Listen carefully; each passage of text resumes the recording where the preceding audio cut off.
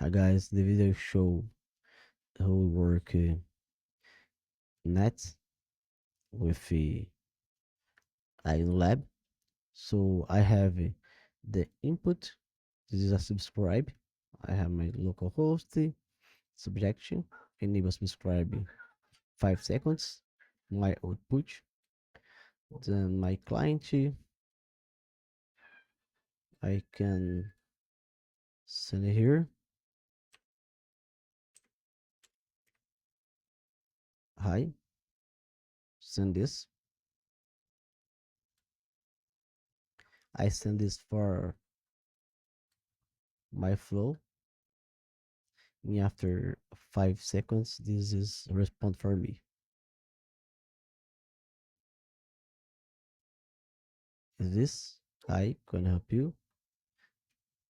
It is.